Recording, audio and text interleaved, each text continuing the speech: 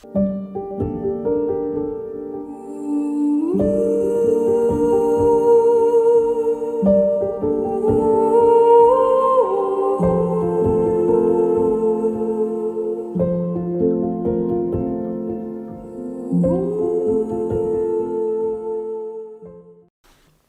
21. Confidential Information.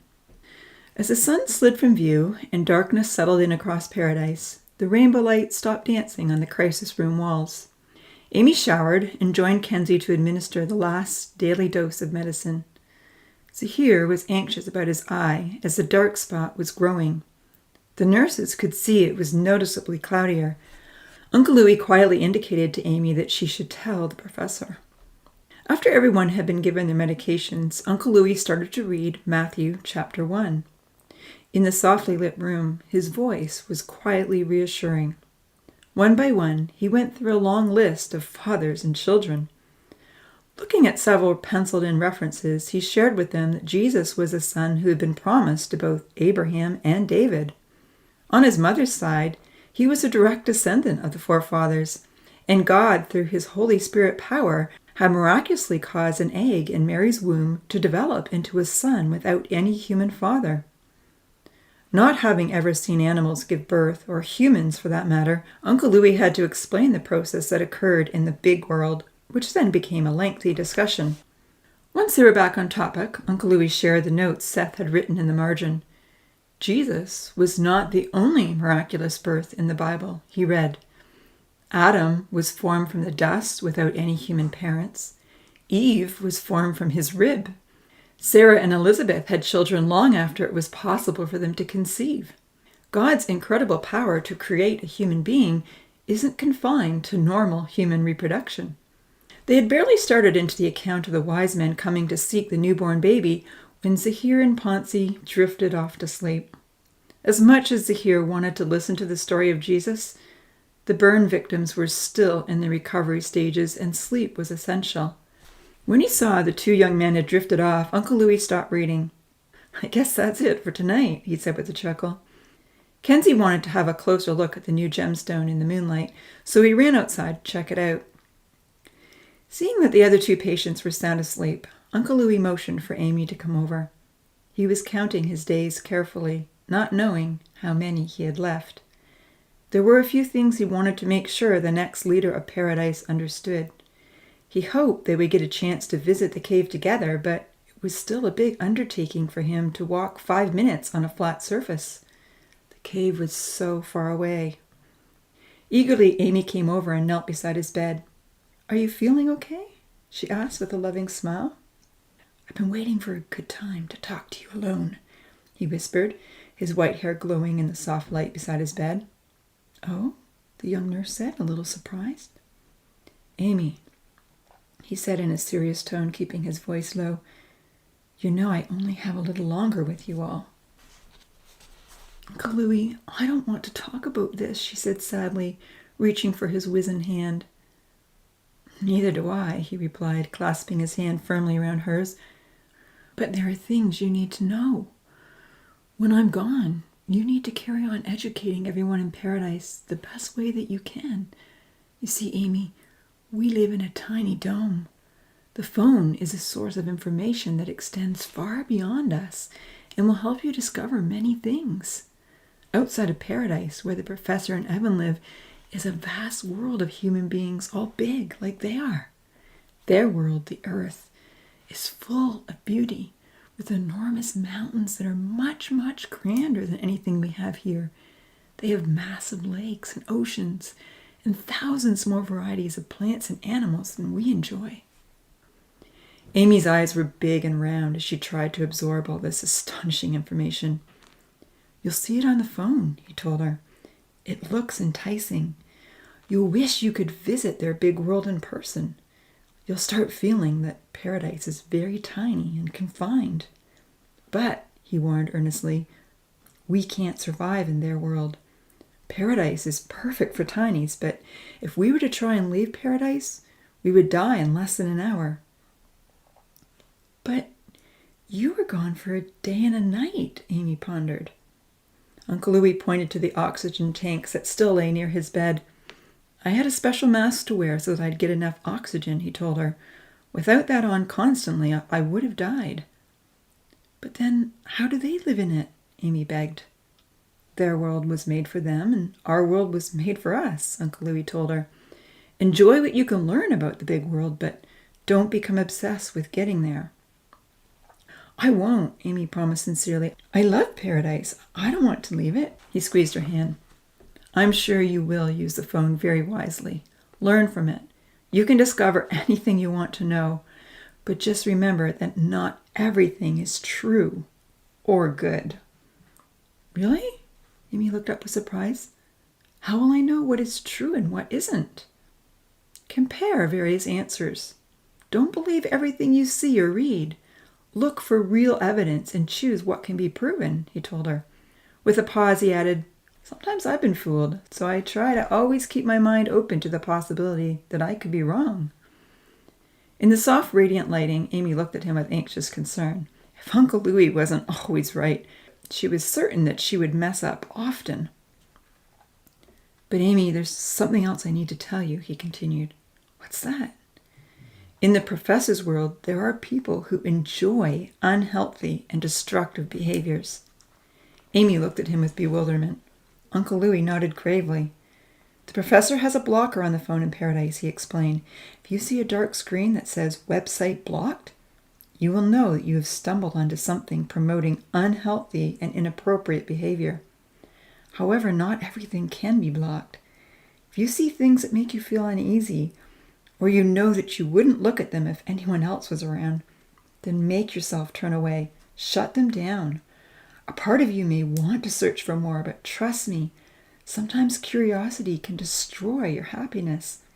Don't allow those dark images inside, or they will darken your life. I've learned this myself.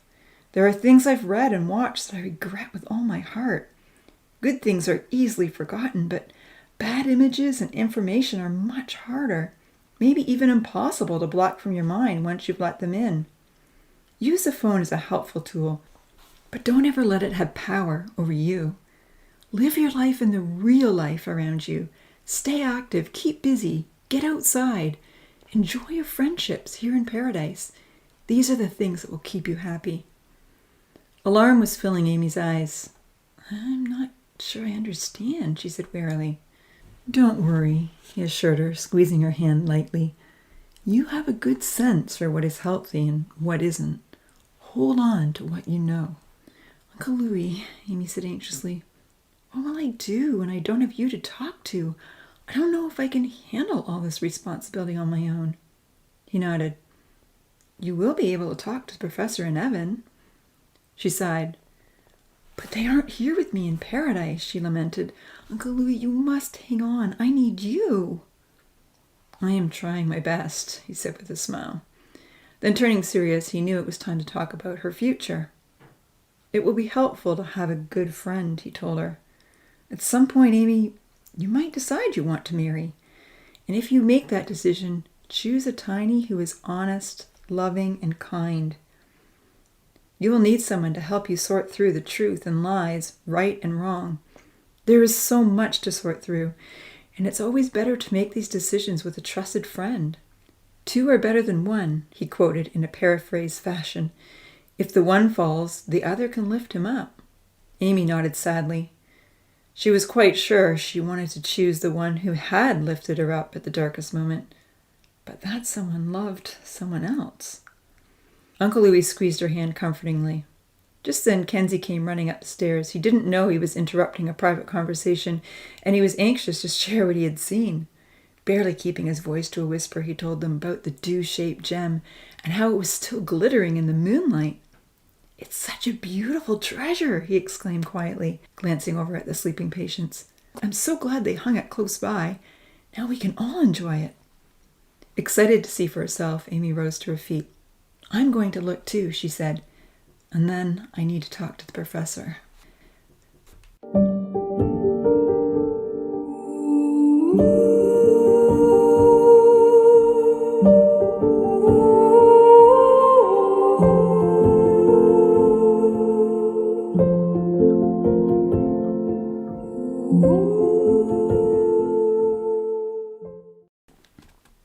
Chapter 22.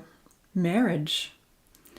As Amy and Kenzie attended to their 3 patients the next morning, one of them was asking questions about the things he'd heard the night before. "That was a lengthy list of parents and children," Zahir remarked to Uncle Louis.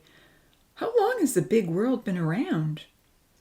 "That list of generations goes back 4,000 years from when it was written," Uncle Louis told Zahir, "and we are living about 2,000 years since Jesus was born." "So there's been about 6,000 years of history," the young man calculated, "and our lifespan is about 5 or 6 years?" Uncle Louis nodded, explaining that people in the big world often lived to over 80 or 90 years. As Amy helped Kenzie loosely wrap new gauze bandages around Ponzi's leg, their very vocal patient exclaimed, "That's just not fair. They get to live so much longer than us." "Living for any time at all is a precious gift," Uncle Louis reminded him. "What you need to consider is how you will use the gift you are given, not whether you get as long as someone else." "How's your eye?" Kenzie asked Zahir. "No better," he answered. Amy looked down sadly. Late last night she had told the professor about the dark spot, and after he had conferred with Dr. Montgomery, he had relayed that nothing could be done. He felt the heat of the fire had likely damaged Zahir's vision, and it was very possible that he would go blind in that eye. Georgie and Lily popped in to say good morning on their way to help with breakfast. "How are you today, Zahir?" the tall blonde girl asked kindly. "Awake and alive," he smiled. I might not be in to read to you this morning," she apologized. "I'm going to try to surf for the first time today. Damien said to come when the water is calm." Zahir nodded. "Have fun," he said flatly. Amy glanced up to see a dark look cross his face. That hurt, she thought. "I love you so much," Georgia called out as she turned to leave. "I love you too," Zahir replied without emotion. "I'll be back soon, Ponzi," Lily called out with a big smile. "And I love you." "You're the best," Ponzi sang out. "I'll be waiting right here," he told her, and then he chuckled to himself. Later that morning, when Santa and Georgia brought breakfast to the crisis room, Lily and Vanitha tagged along. The 4 young ladies were freshly showered and having an animated conversation when they reached the front door. Overhearing her friends as she and Kenzie cleaned up, Amy was intrigued. "It was so beautiful," Lily exclaimed. "She was in a fancy white dress with flowers in her hair, and she had a beautiful bouquet of roses in her hand. You see, the girl who is getting married is called the bride, and her man is called the groom. A really good singer sang pretty songs as the bride walked up to her groom, who was waiting for her, and then everyone stood up. They made a promise to always stay together, and then he kissed her." "And this is called marriage?" Georgia clarified. "They make a promise to always stay together? They both make the promise?" "Ooh, I like this," Santa cheered, clapping her hands. Amy was very curious as to where her petite roommate was getting such information. It almost sounded like Lily had seen a wedding happen, not just read about it in a book. But maybe it was a book with lots of pictures. Or had Lily been in the cave? As the girls ran up the spiral staircase, bringing a breakfast of strawberry mash buns and fruit salad, Amy walked into the hallway to organize the supplies. She questioned her roommate.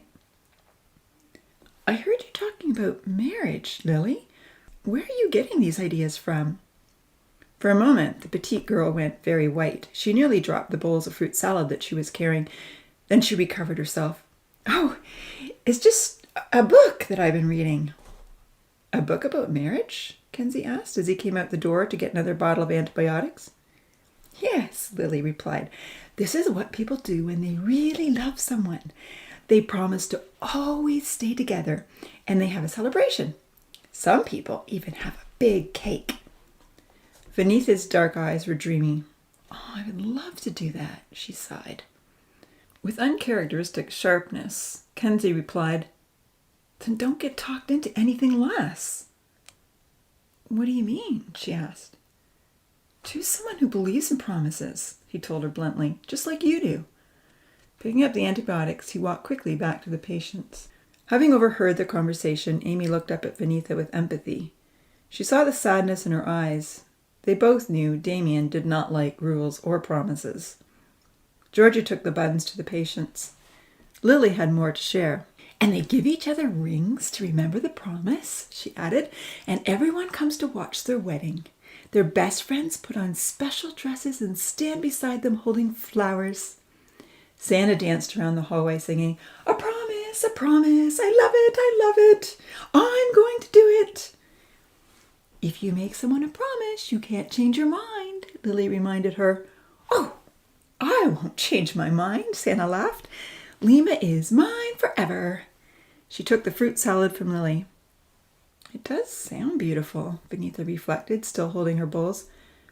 "Two people promise to stay together," she reasoned, "then I guess that means that marriage is just a special relationship for two, not 3 or 4. She looked over at Georgia uneasily. "Yes," Lily nodded with delight. "Just one guy and one girl sharing a house together." Beneatha was lost in thought as Georgia returned and collected the bowls of fruit salad from her. "And I love Poncy's cabin," Lily smiled happily. "I'll miss the big mansion, but I like little houses too." She looked up in Amy's direction with a smile. "Then you can have my room all to yourself."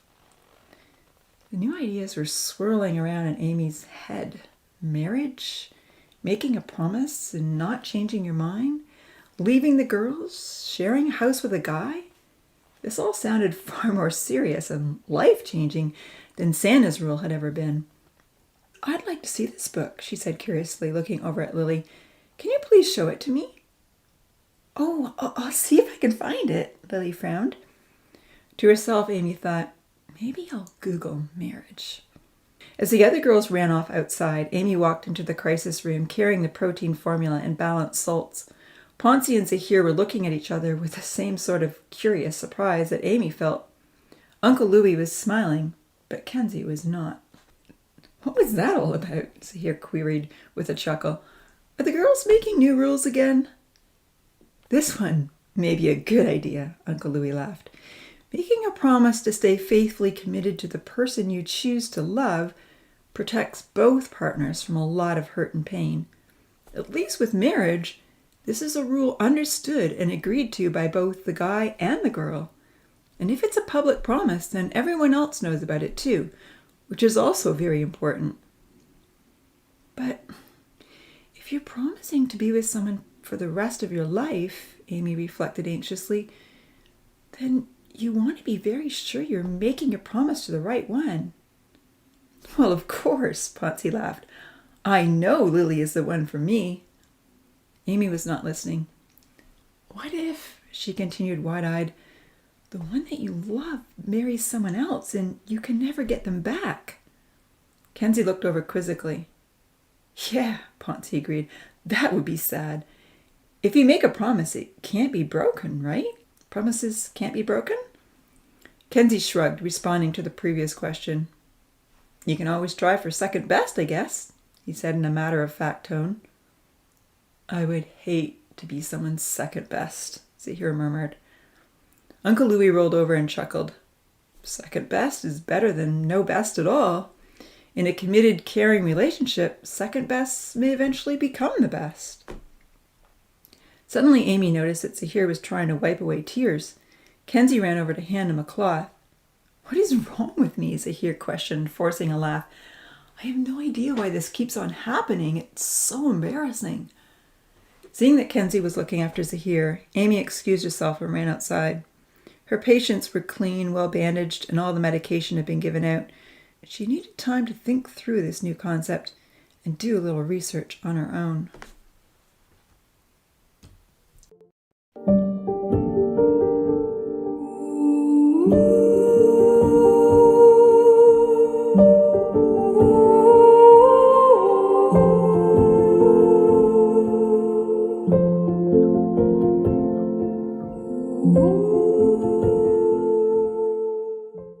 Chapter 23. Research. Running through the forest, the cave on that gray morning, Amy heard another series of crashes fairly close by. She stopped in her tracks and listened fearfully. What is going on, she wondered. There was another crash. She saw 2 trees fall over on the far edge of the forest. Trees are falling down quite frequently, she observed. Why? Instead of heading down the hill, she dashed to the edge of the forest and looked down the steep side. At least 50 trees had fallen over, and their roots, very small roots, were sticking up in the air. Oh dear, she thought, I must tell the professor about this. Racing back to her usual pathway down the hill, Amy quickly made her descent to the shady valley between the hills. 2 more crashes were heard before she rolled the large fake stone out of her way. Pulling out the key from under her t-shirt, she opened up the door. Closing it quickly behind her, she turned on the phone and sent the professor a text. Trees are falling down in the forest, she typed. I saw at least 50 down, and I heard a few more crashes before coming inside. Most of the fallen trees are behind Rainbow Hill on the steep side, where hardly anyone goes. Is this a problem? Waiting for his reply, Amy hastily Googled marriage. Everything Lily said was true. There were pictures of girls in white dresses, videos of weddings, advice, and even articles discussing whether or not marriage was a good idea. Watching a couple of videos, the young nurse was astounded. It all looked so beautiful and romantic, just as Lily had described. She must have been in here, Amy concluded. How dumb of me to leave that key under the rock. Putting aside all the thoughts and questions about marriage, Amy chose to explore other questions she had from the books they had read with Uncle Louis. She was very curious about planet Earth. Just to see what would happen, she touched the microphone on the Google search. Evan had told her this was something she could use. Instantly, a white screen came up with the words, listening. Amy tried speaking to it.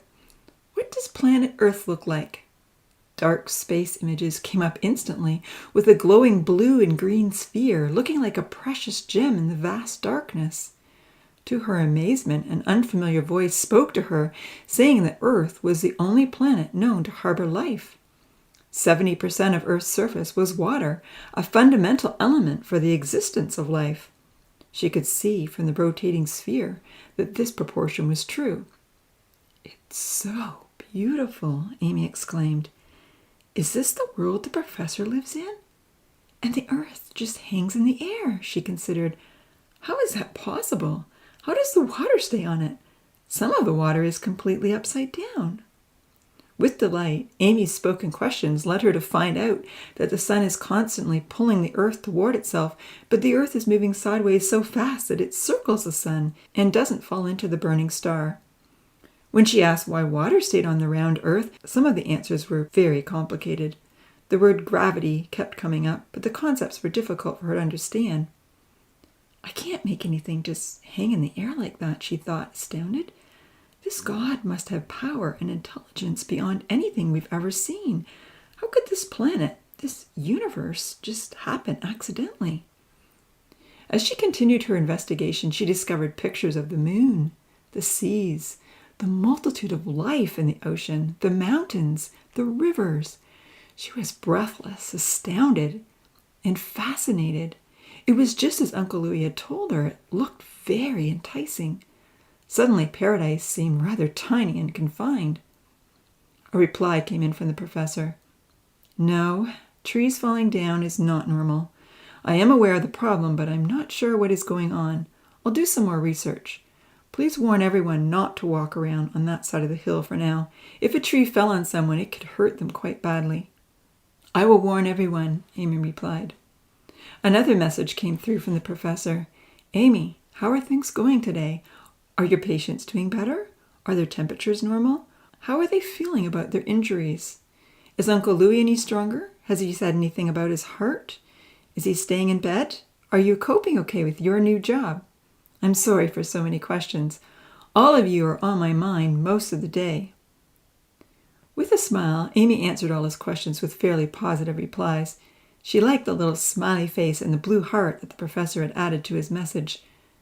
How did he do that, she wondered. With some investigation, she discovered the smiley face in her message box, clicked on it, and then realized there were hundreds of icons to choose from. Overjoyed with all the options, she sent back 5 happy smiley faces, many colorful hearts, and a hand wave. The professor returned a happy face with tears coming down. He was thankful he had put Amy in charge of the critical care patients. He was very relieved that it hadn't been a mistake to return Zahir and Ponzi to paradise, and he loved his little daughter. Staring at the emoji, Amy wondered, is he laughing or crying? Or maybe he's laughing so hard he's crying. After they said goodbye, there were other things that Amy was eager to research. Remembering that Genesis chapter 1 had claimed that man was formed from the earth, Amy asked, is man made from dirt? The answers varied. Some articles agreed that human beings were made from 13 elements found in the earth's crust, while others argued for stardust. It was confusing to sort through several contradictory arguments. However, most agreed that human and animal bodies turned back to dirt when they died. She asked about the Garden of Eden and looked at various locations where people thought it might be. Most agreed it once existed somewhere in the Middle East near the Tigris and Euphrates rivers. Some felt that a global flood had destroyed the previous topography of the earth. A global flood? She pondered briefly. What's that all about? But there was an even more pressing question to consider. Who is God? She asked. Google readily answered her question, providing links to many sites. Amy read and read for quite a while. A lot of the descriptions used words she had never heard of before, like omnipresent and omniscient. Typing in those words, she found out that God is present everywhere at the same time, and God knows everything. Countless articles came up on the topic of God. The more she read, the more she became convinced that God was a well-known being or concept that was very prevalent in the professor's world. Why have we never heard of God before? She asked out loud. Many links came up to sites answering what would happen to those who had never heard of God, but nothing answered the particular predicament of the tinies. So Google has limits, she observed with a smile. Out loud she asked, what is the Bible? This time Google produced a multitude of articles to read through. Some links suggested the Bible was not really from God. Other links were certain it was from God. Her head began to hurt. Oh, I wish Uncle Louis were here with me, she moaned. This is way too confusing to sort through on my own. I need a friend. Turning everything off, she left the cave and ran to the shower. It was nearly time to give out the next round of medications.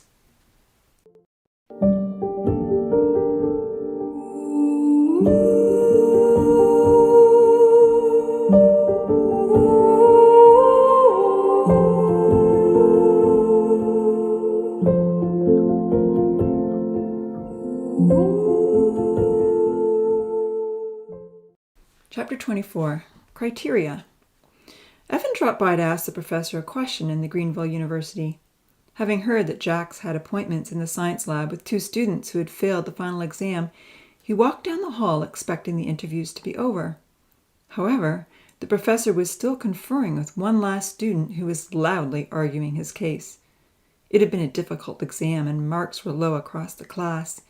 Even though the exam had taken place a few weeks earlier, it had taken a while for the final term results to be posted and a date set to discuss the impact this would have on course selections for the fall.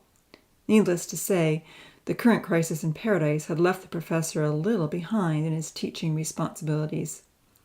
Seth and another student who had only just barely passed the exam were having an animated discussion just outside the lab door.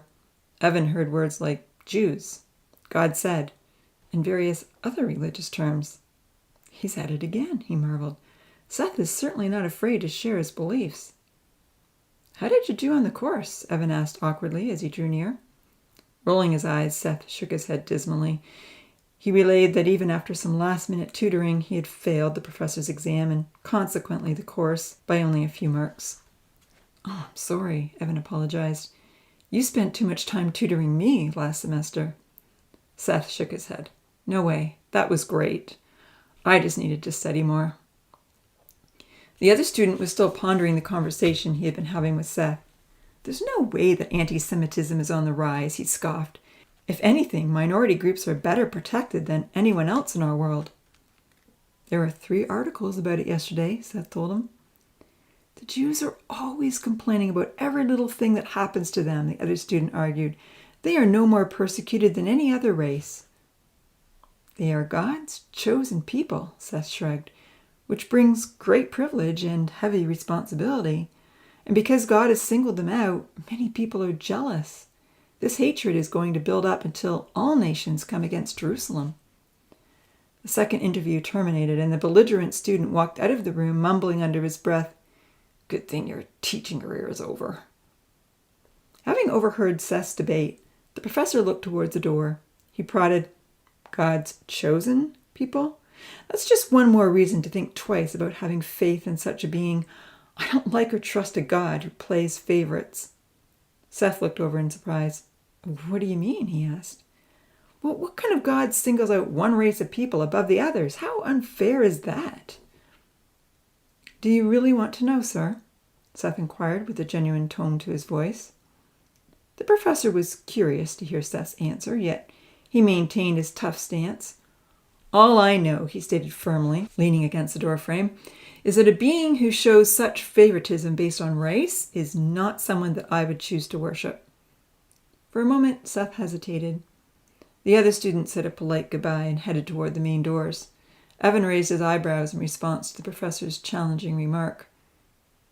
"He didn't choose Abraham because of race," Seth began, frowning.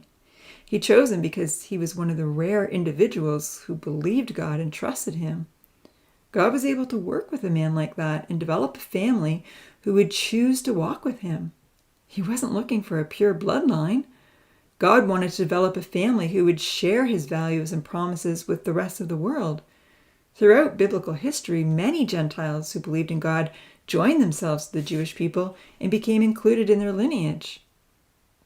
"So, are you saying that all Jews have this faith, this blind desire to believe without any evidence?" the professor challenged, raising his dark eyebrows.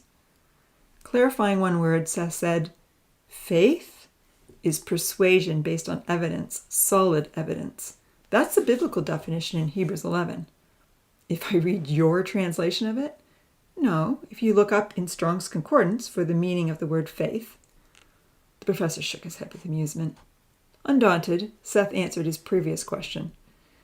"The promise of salvation was never intended to be limited to Abraham's natural family," he stated with an engaging smile.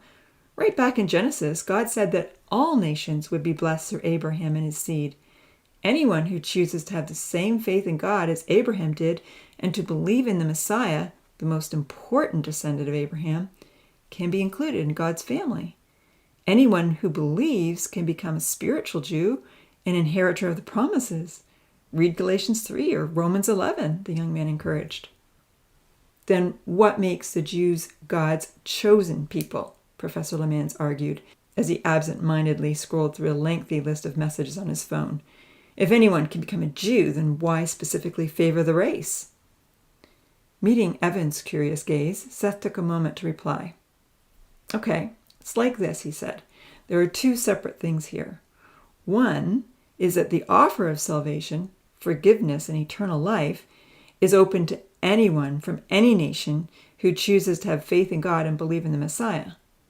The second is that because God made individual promises to Abraham, the Jewish family is the one that God has set up to be a witness for him to the rest of the world. And most of the time, they have been unwilling witnesses." "Witnesses?" the professor asked, looking skeptical. "How?" Evan raised his eyebrows. He was intrigued. Seth was happy to explain. "Well, for instance, the return of the Jewish people to the land of Israel after being scattered throughout the whole earth for nearly 2,000 years is a miracle that everyone can see. Read Ezekiel chapter 36 to 39, and you'll have evidence that the Bible is divinely inspired. What other book could accurately predict the history of one nation with such specific detail 3,000 years ahead? And we are right in the middle of it all coming true. The return of the Jewish people is all in preparation for the return of Jesus Christ." It was easy to see that Seth was getting rather excited about his testimony, and Professor Lemans loved a good debate. "Perhaps the Jews have read these prophecies and are just making it all happen," he surmised, looking up with a patronizing smile. Evan cocked his head, waiting for Seth's reply. "If it was an easy history to enact and orchestrate, that might be a possibility," Seth admitted. "But Professor Lemans, most prophecies concerning the Jews have come to pass against all odds, against their own will, and involve many other nations. Some of the prophecies accurately predicted the Jews would be driven from their land and scattered throughout the world. That happened in AD 70 against the Jewish will. The Jews fought against the Romans with all their might to stop this from happening.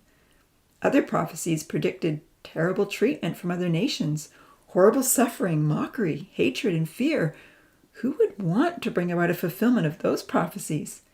And in order to fulfill them, it required other unbelieving nations to cause the abuse. Seeing that the professor was still engrossed with his phone, Seth lowered his voice. Just think, Professor Lemans, he encouraged. When Israel became a nation again in 1948, as God accurately said they would in the last days, they were immediately outnumbered and attacked on all sides by hordes of Arab nations with an overwhelming barrage of weapons. The world didn't expect the Jews to survive. Many agree that Israel's victory in the War of Independence was miraculous. Terrible treatment for a chosen people, the professor scoffed. I sure wouldn't want to be chosen. They only receive these punishments when they turn their backs on God, Seth explained. God clearly laid it all out ahead of time in the Old Testament. If they obeyed his laws, he would elevate them and bless them. If they disobeyed, God warned them about the punishments they would and did endure. However, the Jewish people are not any different than the majority of human beings in all other nations today. Most humans choose to follow their own way and turn their backs on God, regardless of the warnings he's given to all of us. The professor had heard enough. I've got things to do this morning, he told Seth flatly, sliding his phone back into his pocket, and I still need to discuss a few things with Evan. That's fine, Seth nodded. With a sad look on his face, he added, I'll miss you in September when I give biotechnology another go. I might have failed your course, but you are a great teacher. I've enjoyed your classes. Turning to leave, he nodded goodbye to Evan. As Seth headed toward the main door, the professor's shoulders drooped. He was going to miss teaching. He would even miss his debates with Seth. But he knew he deserved such consequences for overstepping ethical boundaries. Following the professor back into the lab room, Evan didn't react, even though he disagreed. Instead, in a pondering fashion, he queried, I've been thinking a lot about the future of paradise. If something were to happen to Amy, what criteria do we have to choose the next tiny for communication purposes? Or what if she can't handle the responsibility on her own? Will we just put all the tinies' names in a hat and pick out one? Or do you have a list of requirements to guide our decision? As the professor stacked the papers on his desk, he was still thinking about his discussion with Seth. Absent-mindedly, he replied, Well, obviously, we want to choose someone we feel we can work with, who is responsible and trustworthy and can handle the temptations of the internet. Louie and Amy both want to do the right thing and aren't easily pulled in the wrong direction. Anything else? Evan prodded. With a shrug, the professor added, we also need someone who respects us, wants to receive our guidance and direction. Reaching for his leather bag, he added, and most definitely I would choose someone who has a genuine care for others and puts their needs above his own, like Zahir or Kenzie. So I suppose Odin won't meet that criteria. Jack scoffed. I can't believe you're asking me that, Evan. There's no way you or I would choose a tiny who would damage paradise just to see whether or not we'll respond. With a skeptical look, he inquired, What are you setting me up for? Evan was smiling. And I know you wouldn't choose Damien or the other Beach Boys. No, he smirked. They are too busy surfing to take notice of what's happening anywhere else. What about Charlie? Looking up, a sudden anxious look passed over the professor's face. He asked, Allures, Evan, why are you asking me about all these tinies? Is everything okay with Louie? Is Amy all right? For sure, as far as I know, Evan replied. I'm just curious to discover your criteria for choosing a leader. After all, we didn't have a choice with Louie, and we are very fortunate he has been such a wise, caring, patient leader. It's rather remarkable in every way. Louie did take a very helpful course. Okay, would that helpful course change Odin into a good leader? The professor laughed. No, I think not. One would need to start with the desire to be a good leader in order to benefit from the course. And what about Santa? She has a lot of good qualities, the professor agreed. She's very thoughtful, positive, occasionally selfless, and takes leadership initiative easily enough, but she hasn't sung songs of thankfulness at night, Evan smiled. True, the professor nodded, grateful that Evan had said it. But I don't really see why we need to decide this right now, he argued. Evan smiled. All right, we don't, he agreed. But I heard your conversation with Seth, and I wonder if you're being true to your own good judgment. With a look of surprise, the professor chided his assistant. What do you mean? Is that what you wanted to talk to me about? Avoiding the direct question, Evan answered, I thought you were hard on Seth, he explained, and I feel you were being unfair in your criticism of God. Obviously, God would choose to work with an individual who believed and trusted him and wanted to please him in every way. Isn't that the reason you've chosen Amy over Franz? If some of Abraham's family also showed these same good characteristics, would it not be fair for God to choose them to carry on this special relationship with him? But not all Jews show these characteristics, the professor argued. Rachel, for instance, doesn't even believe in God. True, Evan replied. And those who don't have a special relationship with him, outside of being unwilling witnesses that God's word is truth, as Seth explained. I'd say it is entirely fair for God to choose to extend his blessings through the Jewish people to the whole world, based on the foundation of the promises he made to his friend Abraham. It's something that I believe you would do yourself. The professor sat down in his chair with a sigh. Evan, did you come here for a Bible discussion? He asked skeptically. Or to sort out the criteria for leadership? I've got to meet Rachel in an hour to make a decision over the ailing polar bear. If you have something important to say, get on with it. Taking a chair on the other side of the desk, Evan brought up his real reason for coming. He had a question concerning RNA polymerase, and he knew the professor would have the answer. Although the professor had a busy schedule ahead of him, he was always willing to help his assistant with any scientific questions. A half hour quickly slipped by as they worked through the issue together.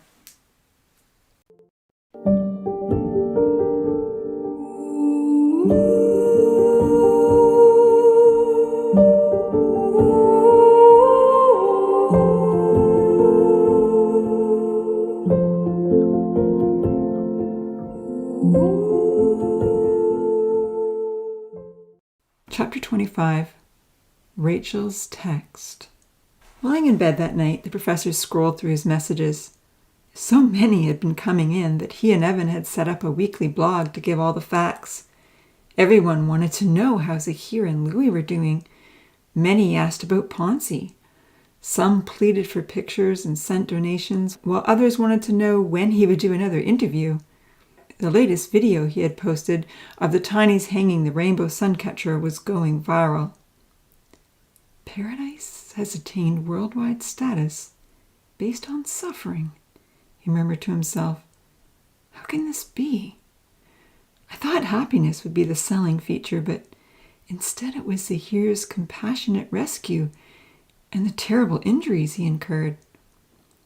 Gazing out his open window to the full moon that was rising above the leafy trees, he considered several unexpected events that had taken place since he had begun his experiment. There have been some major upsets, he thought to himself. The flood, my daughter's depression, the girls' rule, the dangerous science experiments, the fire. Setting his phone down on the night table, he thought about the fire. It had all happened so fast. Over the last 9 days, he had been insanely busy trying to deal with the impact of such a catastrophe. Yes, he admitted to himself, it was a catastrophe, purposely started by 3 of my tinies. It wasn't an act of God. It was arson. Unbelievable. And now he thought, Louis wants to read the Bible. How is it that my son, my wonderful, responsible son, suddenly developed this yearning for something more? I tried so hard to keep his life free of false hopes and restrictions, and ironically, he is prepared to give up everything to search this out. A beep on his phone caused him to look over. There was a message from Rachel. He picked it up, wondering if she had any news. He read, The DNA results came back today. See, here is our son. I am ecstatic. We are both so excited and very much in love with that brave young man. Farouk and I want to thank you so much for involving us in this project and allowing us to do this test. We are with you 100%. Is there any way possible for us to talk to Zahir once he's better, even if it's only a white dove call? We would love to meet him and be a real part of his life. And we love his name. Farouk said you chose well. Is it possible for me to suggest a Jewish middle name, just to acknowledge my part in his ancestry? Jordan, being our firstborn, is the namesake for Farouk's side. I would love to give Zahir the name of my father, Haniel. It is also his grandfather's name. Thank you, thank you, thank you, with love from all of us. Happy tears were flowing down Jack's face when he reached the end of the text. He was overjoyed that Zahir was a Khalid. Ever since Rachel had told him of her donation, he had hoped this would be the case. Knowing that the Khalids were grateful to have a son in paradise was deeply satisfying. Their friendship was very important to him. He pondered Rachel's request. They want to speak with Zahir, he thought soberly. Of course they do. But to do so means granting Zahir internet privileges. That would be easy enough if he and Amy are teamed up to communicate with me, but if she chooses Kenzie and Zahir is with Georgia, then I'll have a group of 4. Such a scenario is possible, I suppose, just less workable. For many reasons, Jax longed for Zahir to be his daughter's best friend. If I could choose any of the Tinies to be my son-in-law, he mused, I would pick the dark-haired young man with valor, intelligence, his mother's blue eyes, and a kind heart.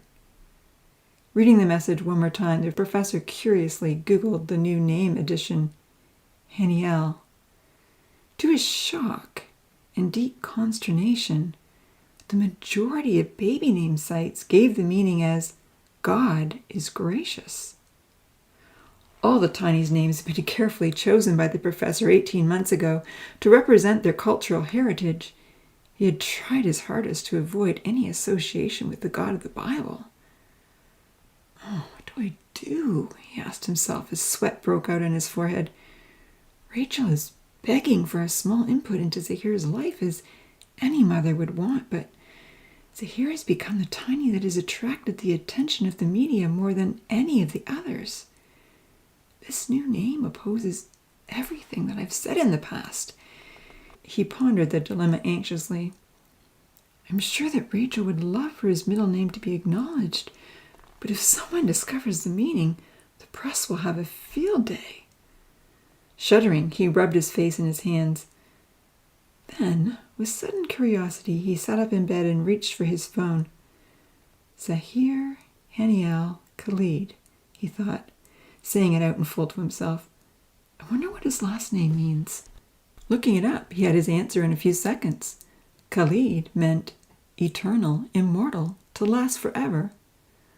Putting all the meanings together, he said to himself, light in a dark place. God is gracious, eternal, immortal, to last forever. For a moment, he was too astonished to move. A heavy chill went down his spine. His hand shook as the phone dropped onto his lap. Lord, how could this happen? He asked himself. I thought I had barred God from my world. How can this message be living right inside paradise? Then he recalled one more thing. Louis is now reading God's book to that young man and my daughter. It all seemed so outrageously ironic, as though a power greater than himself had reached down and taken over the controls. For a long while he lay still, staring out the window, watching clouds pass over the moon as his thoughts churned deep inside. Perhaps, he fretted at last, God is at work in my world. Perhaps he is at work for good. What if he truly answered Louis's prayers? What if he saved the Tinies from the destructive fire that could have wiped them out? What if God is working in paradise to Save my family, not to harm them. Tossing and turning, he pondered this new perspective. Sleep seemed a long way off. Reaching over to his night table, he switched on the light and picked up Seth's 10 Reasons to Believe in God. The article had lain untouched on his bedside table for weeks. He perused it once again, less skeptically than he had before. I'm going to look into this more carefully, he promised himself with a wry smile.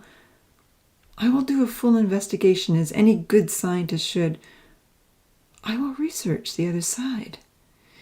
And I will follow the evidence wherever it leads.